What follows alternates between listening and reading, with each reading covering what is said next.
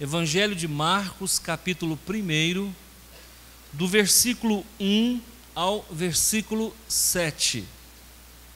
A palavra do Senhor nos fala da seguinte forma: princípio do Evangelho de Jesus Cristo, Filho de Deus, conforme está escrito na profecia de Isaías: eis aí envio diante da tua face o meu mensageiro, o qual preparará o teu caminho. Voz do que clama no deserto: preparai o caminho do Senhor, endireitai as suas veredas. Apareceu João Batista no deserto, pregando o batismo de arrependimento para a remissão de pecados. Saíram a ter com ele todas as províncias da Judéia e todos os habitantes de Jerusalém, e confessando os seus pecados, eram batizados por ele no rio Jordão. As vestes de João eram feitas de pelos de camelo, ele trazia um cinto de couro e se alimentava de gafanhoto e mel silvestre. Pregava dizendo: após mim vem aquele que é mais poderoso do que eu, do qual não sou digno de, curvando-me, desatar-lhe as correias das sandálias. Eu vos tenho batizado com água, ele, porém, vos batizará com Espírito Santo. Bíblia aberta, olhos fechados, vamos orar a Deus. Senhor, em nome de Jesus, nesta noite abençoada, nós agradecemos o Senhor pelo cuidado, pelo livramento e pela proteção. Estamos reunidos como eclésia, como a congregação dos santos, como igreja, para adorar e bendizer o nome do Senhor, que é digno de todo louvor e toda glória. Louvado seja o nome do Senhor. Espírito Santo, eu te agradeço, porque o Senhor já mostra a sua presença. Eu posso ver uma linha no horizonte, onde o amarelo neon se faz como o óleo da unção, derramando sobre a mente, a cabeça de cada crente aqui nesta noite. Vai colocando a tua marca, Espírito de Deus, vai trazendo, Senhor meu Deus, alegria no coração, unção, preenchimento do teu Espírito, transbordamento da tua graça. Na autoridade do nome de Jesus é que eu oro, agradeço e glorifico o nome do Senhor. Amém. Eu quero falar sobre o profeta aparecido. Por que nós não podemos ter também um santo aparecido? Qual o problema? Nós também temos direito de encontrar um aparecido para nós. E aí você pode estar perguntando: esse homem ficou doido, esse homem está pinel, ele não está falando coisa com coisa, ultimamente ele está revolucionário. Deixa eu falar uma coisa para você, irmãos: desde que seja bíblico, não tem problema nenhum. E eu vou dizer para você, se existe alguém que apareceu, e apareceu para ficar, foi João Batista. A prova está no versículo 4, apareceu João Batista no deserto. Então, quem é o profeta aparecido? João Batista. Ele é padroeiro do quê? Do deserto. Apareceu no deserto. E ele apareceu do nada, pelo menos aqui do nada. É claro que nós sabemos quem era a mãe dele: Isabel. Zacarias, o sacerdote, era seu pai. Coisa que a Bíblia não fala, mas a história fala, é que João Batista perdeu seu pai com 12 anos. Zacarias, o sacerdote Zacarias, ele morreu, João Batista tinha 12 anos. Isabel, sua mãe, morreu, ele tinha 24 anos.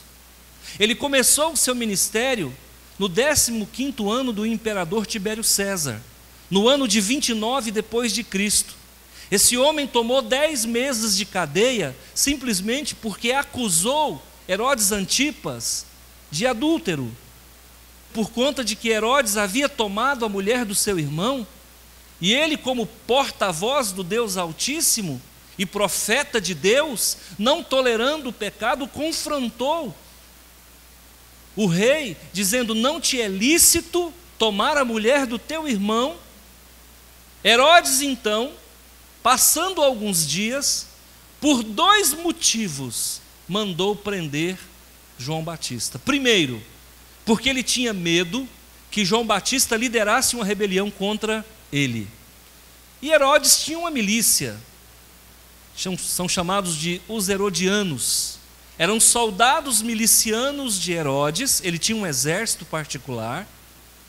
E ele mandou prender João Batista, um dos motivos, segundo a história, porque temia que ele pudesse liderar uma rebelião. Segundo motivo, a Bíblia diz que ele gostava de João Batista. E a Bíblia diz que ele ia no cárcere ouvir a palavra, pregação pela boca de João Batista. Então nós temos 2 motivos. Primeiro, porque Herodes temia uma rebelião. Segundo, porque Herodes gostava de ouvi-lo. E terceiro, porque ele próprio disse para Jesus: é preciso que eu diminua para que você cresça.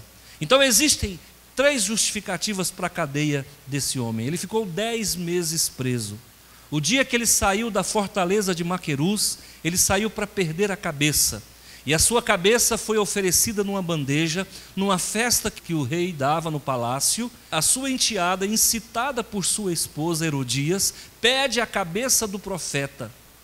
O carrasco desce até a fortaleza de Maquerus, corta a cabeça do profeta, leva numa bandeja de prata para dentro do palácio. Pegaram o corpo dele, levaram e colocaram fogo. Então essa é a história que resume a história de João Batista. As pessoas podem pensar assim: pastor, mas João Batista, o que tem a ver conosco?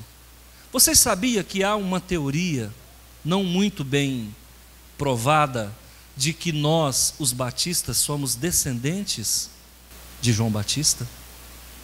Há essa teoria. Eu não sei se quem a faz pejorativamente, querendo dizer que nós não somos seguidores de Jesus, ou se faz isso por historicidade.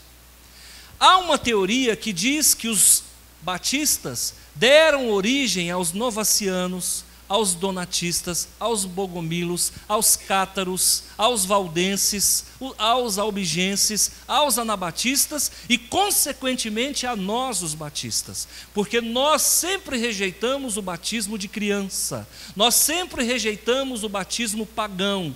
Então, por conta disso, nos chamam de seguidores de João Batista, porque ele dizia: arrependei-vos, raça de víboras, é chegado o reino de Deus, eis que está posto o machado à raiz da árvore, e toda árvore que meu Pai Celestial não plantou, será cortada e lançada no fogo do inferno. Arrependei-vos, raça de víboras. Então ele pregava batismo pelo arrependimento dos pecados. E nós, irmãos, se quiserem me chamar de seguidor de João Batista, eu me sinto até elogiado, porque essa também é a minha pregação. Infelizmente, nós, igreja do século 21, nós, pastores do século 21, temos dado muito banho, em vez de batismo às pessoas, porque eu reconheço que muitas vezes batizamos pessoas que não nasceram de novo. Muitas vezes batizamos pessoas que não se arrependeram dos seus pecados. Estamos vivendo um século do relativismo, onde tudo é muito relativo, mas a palavra de Deus não faz curva, a palavra de Deus não negocia a circunstância. Se é nascido de novo, dessas águas; se não é, arrependa-se. Então nós precisamos falar de um homem que traz unção, um profeta aparecido, mas aparecido para fazer a diferença, um profeta aparecido nas páginas da Bíblia, um homem que Deus usa. E é importante que você saiba que esse homem quebra alguns paradigmas da construção da história da igreja. Primeiro, ele rompeu algumas barreiras. A primeira barreira que João Batista rompeu é a barreira do anonimato. Ele aparece do nada e começa a pregar. E pasmem, ele prega na terra de ninguém, ou seja, no deserto. para mostrar para nós que o cristianismo começou do nada, assim como o povo hebreu nasceu do nada, assim como tudo de Deus nasce do nada. Quando Deus manda Noé construir a arca, ele começa do nada. Primeiro, porque Noé não era engenheiro naval. Segundo, porque naquela época que eu saiba não tinha serrote. Terceiro, porque naquela época que eu saiba não tinha prego. Tudo foi colado com argamassa. Pastor, e como é que essa arca feita com argamassa conseguiu suportar os solavancos das ondas do mar de 10 metros de altura? Pergunta para Jeová, que eu também não sei. E é pela fé. Então a arca nasce do nada.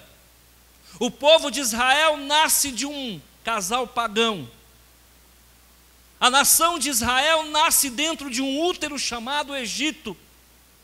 E agora o cristianismo nasce no deserto. E nasce pela boca de quem? De um anônimo. Então a primeira barreira que João Batista vence é a barreira do anonimato. Mas ele tinha pedigree, ele tinha família. E quem era a família do profeta? Jesus era primo, Maria era tia, José era tio. Esse homem vem da descendência de Arão. A sua mãe pertencia a um grupo de mulheres chamadas filhas de Arão. O seu pai era sacerdote. O anjo visita Zacarias e diz que a mulher dele ficaria grávida. Ele ficou tão feliz que ficou mudo. Com certeza ele já não estava nos melhores dias, a ponto de ficar mudo. Só um milagre, a presença de Deus através de um mensageiro, de um ser angelical. Então ali nasce o milagre, e Jesus, dando testemunho sobre ele, disse que não houve de nascido de mulher homem maior do que João Batista. Dizem que ele é a encarnação de Elias. Não tem encarnação, irmãos. Na verdade ele profetizava no espírito de Elias, aquele espírito aguerrido, aquele espírito corajoso, aquele espírito de quem não temia a morte e enfrentava os profetas de Baal, os falsos profetas. Primeira barreira que esse homem vence, o profeta aparecido vence o anonimato. Segunda barreira que esse homem vence, o medo. Eu te pergunto, qual homem na face da terra que não tem medo, irmão? Todo homem tem medo. Você sabe o que é enfrentar o farisaísmo? Você sabe o que é enfrentar o sol escaldante, 50 graus, à sombra, no deserto da Judéia, a leste de Jerusalém, às margens do rio Jordão? Você sabe o que é enfrentar o exército romano e o sinédrio? Você sabe o que é enfrentar, irmãos, todas as vicissitudes que envolvia aquele cenário? Esse homem vence o anonimato, ele vence o medo de sair da zona de conforto. Alguns eruditos dizem que ele era seguidor dos essênios. Alguns dizem que fazia parte de um grupo de pessoas com voto nazireu. Nós não sabemos ao certo, mas uma coisa nós sabemos: ele era seguidor de Elias, porque ele se vestia como Elias, comia como Elias comia, vivia na solidão, era um eremita da fé, um profeta da velha ordem, o último, aliás, profeta da velha ordem. Outra barreira que esse homem enfrenta e vence é a barreira da tradição de família.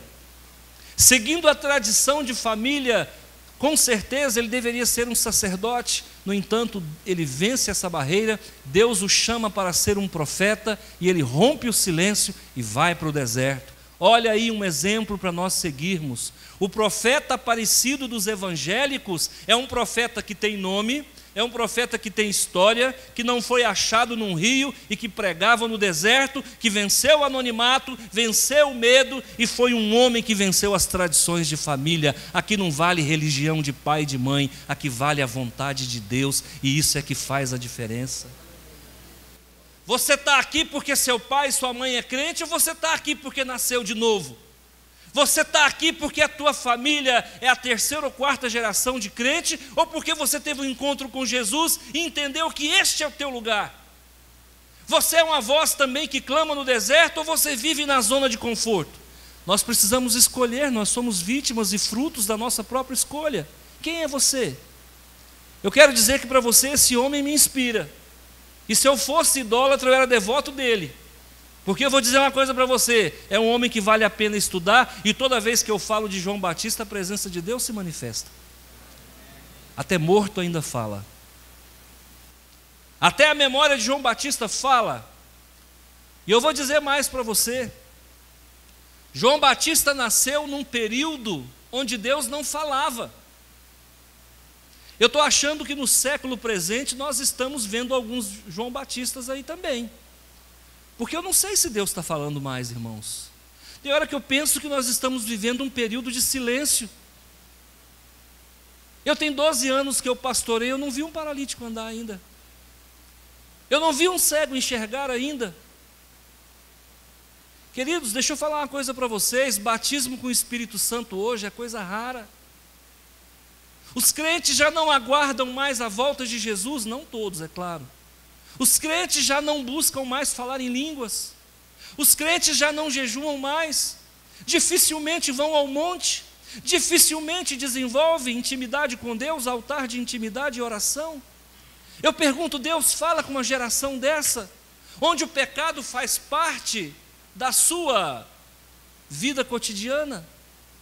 Nós estamos vendo, irmãos, o nivelar por baixo da fé do povo de Deus. Eu não sei se Deus está de frente ou de costa ou de lado. A impressão que eu tenho é que Deus se calou. Essa semana nós fomos orar na quinta-feira lá em Oruana. Oruana tem sido meu point, viu, irmãos? Como eu tenho amado aquela cidade. Eu vou lá e eu começo a ver coisas grandes acontecerem ali. E eu chamei corajosos ou loucos como eu. E eu disse, vamos para a beira da cachoeira orar. E apareceu uma meia dúzia de João Batista, falou, vamos. E ali nós fizemos uma comida assim muito estrambólica, né? Uma coisa diferente. E ali nós oramos durante algum tempo. E Deus falou comigo. E eu conversando com os irmãos, eu falei, parece que Deus não estava falando tanto assim comigo. Parece que a espiritualidade da cidade está tão decadente que a gente tem que sair do convívio para poder ter um encontro com Deus. Parece que nós estamos voltando à época do Velho Testamento, onde os profetas tinham que ir para os montes, como Eliseu, como Elias, como Moisés. Nós precisamos mudar isso, irmãos. Nós precisamos mudar. Podemos ser um João Batista? Podemos. Podemos viver aquela espiritualidade que ele viveu, de coragem, de falar o que pensa, de falar o que precisa ser falado? Podemos. Eu vou mostrar para vocês agora 3 barreiras que esse homem venceu, não do eu, mas barreiras que envolvem outras pessoas, outras esferas. Primeiro, a primeira barreira que esse homem venceu, a nível cósmico universal, a barreira geográfica. Onde foi que João começou o seu ministério, igreja? No deserto. No deserto é um lugar onde a gente encontra areia, sol escaldante, pouca água, pouca ou quase nenhuma vegetação. O deserto é um lugar onde as pessoas normalmente não querem ir. E ele começa o seu ministério exatamente no deserto. Então a primeira barreira que ele vence é a barreira geográfica. Não importa onde você está, Deus está contigo. Não importa qual a dificuldade que você está vivendo, Deus pode falar e usar você a qualquer momento. Se você está no mais alto monte, Deus contigo está. Se você está no mais profundo abismo, Deus contigo está.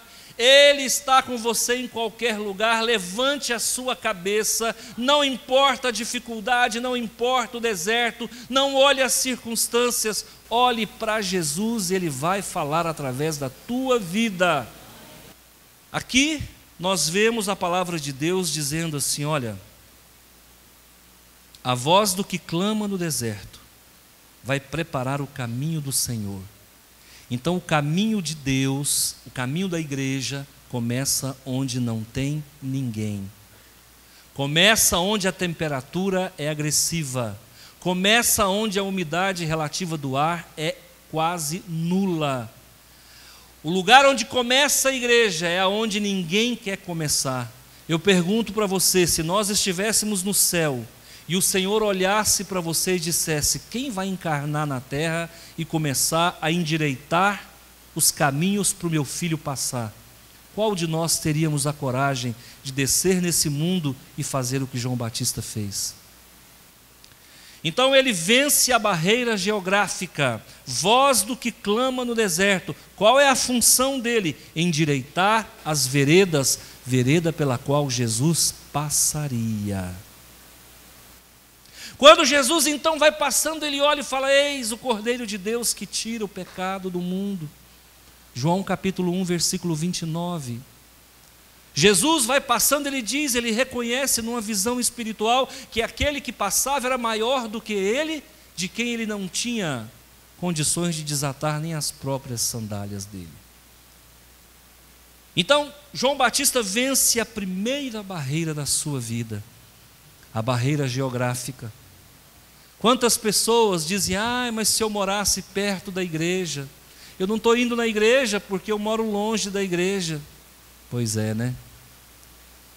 Olha, mas eu queria tanto ir ao culto, mas eu trabalho tanto, não tenho tempo. Se a gente não tem tempo para Deus, vai ter tempo para quê, irmão? Quem não tem tempo para Deus, não tem tempo para a família. Quem não tem tempo para Deus, não tem tempo para si mesmo.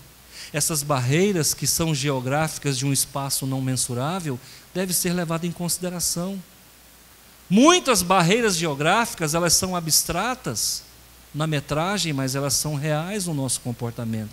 É preciso haver uma reprogramação da nossa vida. Então eu quero que você olhe e pense quem era você antes de conhecer Jesus. Onde é que você andava? Qual era a tua geografia? Quando você não conhecia Jesus, como você falava? Como você pensava? Como você se relacionava? Hoje muitos que estão aqui contam os dias e as horas para chegar domingo, para estar aqui cultuando, ouvindo a palavra de Deus. Segunda barreira que João Batista vence é a barreira do silêncio. Quantos anos tinha que Deus não falava com o povo de Israel? Fala. 400 anos. Já houve outro período em que Deus passou 400 anos sem falar com o seu povo, sim ou não? Quando foi? Lá no Egito. Quando Jacó chega com a sua família, com os seus empregados, José do Egito morre, e aí começa um processo onde o povo se curva aos deuses do Egito. Deus passa 430 anos sem falar com aquele povo. Agora de novo a história se repete. No período interbíblico, que é o período que separa Malaquias de Mateus, 400 anos, Deus novamente se cala. E hoje, irmãos, será que nós não estamos vivendo novamente um período interbíblico? Será que as nossas igrejas não estão vivendo esse deserto? O deserto que João Batista estava sobre ele, na verdade, ele prefigurava a situação espiritual do povo de Israel. O povo estava seco, o povo estava idólatra, idolatrando quem? O templo de Salomão.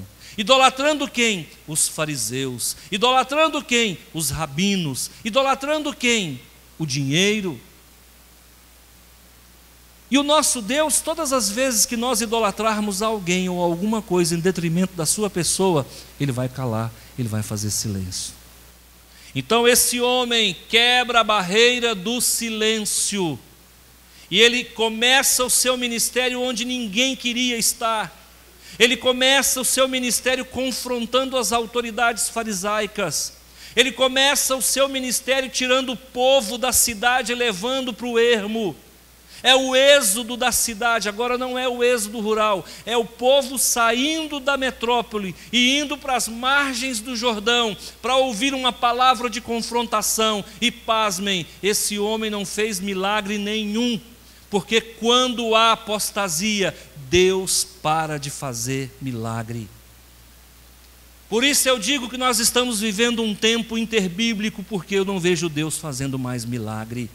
O paralítico entra paralítico e sai paralítico da igreja, porque Deus está entristecido.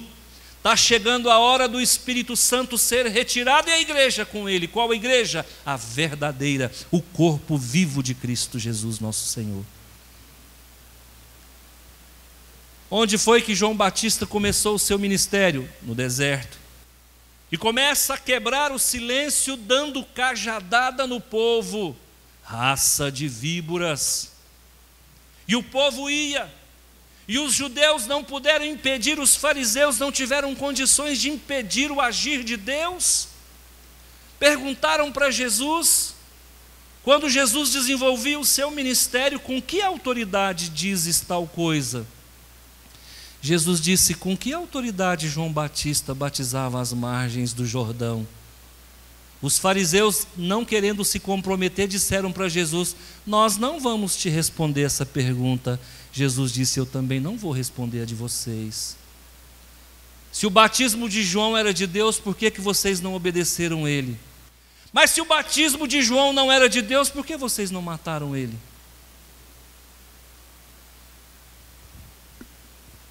Esse homem quebra o silêncio de 400 anos para endireitar o caminho que Jesus ia passar. E Jesus também sai da cidade e vai lá no deserto, entra na fila dos pecadores, na vala comum dos mortais, enfrenta aquela fila como se ele fosse um pecador como qualquer um outro, chega na frente do profeta, quando os olhos do profeta batem nos olhos do Messias, eles não se conheciam, eles eram primos, mas eles não se conheciam. João Batista era 6 meses mais velho do que Jesus. João Batista olha para o mestre e fala, mas eu é que tenho que ser batizado pelo Senhor. Jesus disse, cumpra-se toda a justiça. Anda logo, rapaz, me passa o bastão de autoridade, porque agora você vai ser decapitado e é comigo que o povo vai caminhar. E assim se deu. Jesus pega o bastão de autoridade lá no deserto e não começa o seu ministério no deserto, mas ele começa o seu ministério na Galileia, onde ele nasceu. Jesus então pega o bastão de autoridade, mas João Batista não entendeu direito e continuou fazendo discípulos e batizando. Dias depois, ele é preso por Herodes, colocado na fortaleza de Maquerus, pega 10 meses de cadeia e perde a cabeça para que Jesus pudesse continuar a sua caminhada. É preciso que você cresça e eu diminua. Cumpriu a palavra do profeta. E hoje é a mesma coisa, é preciso que Jesus cresça em nós e o velho homem diminua. De vez em quando eu vejo o velho homem ressurgir, você acha que eu não sofro com isso? De vez em quando o velho Antônio, aquele velho Antônio começa a querer se levantar e eu sofro porque eu falo, meu Deus, por que esse velho Antônio não morre? Ele bota a cabecinha de fora, eu empurro com o pé. Mas é assim, irmãos, se Jesus não for grande na nossa vida, nós vamos querer ressuscitar todo dia. Por isso, dê vazão para Ele, deixa Ele operar na tua vida, deixa Ele ser o seu Senhor, deixa Ele ser o seu Deus. Sabe qual que é o problema de não reconhecer Jesus como Deus? É porque quando você não o reconhece como Deus, você o diminui tanto que quer fazer Ele de seu servo e você de Senhor dele. Por isso que nós devemos entender que Jesus é Deus, Ele é o Senhor da nossa vida. Amém? Qual é a terceira barreira que João venceu? A terceira barreira foi a religiosidade. Qual era a religião predominante naquela época? Farisaísmo. Quando é que o farisaísmo nasceu? Em aproximadamente 150 antes de Cristo. A palavra fariseu significa separado. A palavra fariseu significa santo. A palavra fariseu significa verdadeiro povo de Israel. Mas na verdade, aquele farisaísmo que nasceu dentre as massas em 150 antes de Cristo estava mutilado, desfigurado, descaracterizado. E quando Jesus então chega, ele rejeita toda a liturgia farisaica, ele rejeita aquele sacerdócio de Arão que estava ali representado, ele rejeita o templo de Salomão, ele rejeita tudo, porque naquela época o que predominava era comércio, a religião virou comércio. Os fariseus, eles eram tão bandidos, mas tão bandidos, que eles tinham negociata com os cambistas, e funcionava dessa forma: a pessoa chegava de viagem para fazer sacrifício pelo seu pecado, ele ia na mesa dos cambistas e ele escolhia um cordeiro para fazer sacrifício. E os cambistas vendiam um cordeiro com defeito de propósito, para que quando chegasse lá o levita rejeitasse o seu cordeiro e voltasse lá para trocar, o cambista não trocava e ele comprava outro. Muitas vezes ele entregava aquele com defeito, o cambista vendia ele 5, 6 vezes, 10 vezes, mas tudo acumulado com os sacerdotes. Tinha um rachide, tinha os 10%, o famoso 10%. Então Deus estava rejeitando essa religiosidade, e nós vemos isso nos dias de hoje, irmãos, pessoas que estão fazendo a obra de Deus como comércio, que estão se enriquecendo às custas do Evangelho, que estão vendendo o cordeiro defeituoso. Quantas igrejas têm pregado um Jesus mutilado? Quantas igrejas têm pregado um evangelho anêmico, desqualificado, descaracterizado, em prol de benefício próprio, por interesses escusos? E aí quando levantam João Batista, irmãos, logo a mídia tenta bombardear. Eu quero que você entenda que a nossa missão aqui, ela é uma missão joanina. A nossa missão aqui é pregar um evangelho que balança a estrutura. A nossa missão aqui é denunciar os erros. A nossa missão aqui é viver no anonimato, e quando a gente falar em nome de Deus e não em nome de si mesmo. É preciso mudar a nossa religiosidade. Chega de tanto farisaísmo, chega de tanta mentira, de tanta enganação. Na verdade, esses líderes que estão por aí, eles não querem a tua salvação, eles querem o teu dinheiro, eles querem o teu voto, eles querem poder.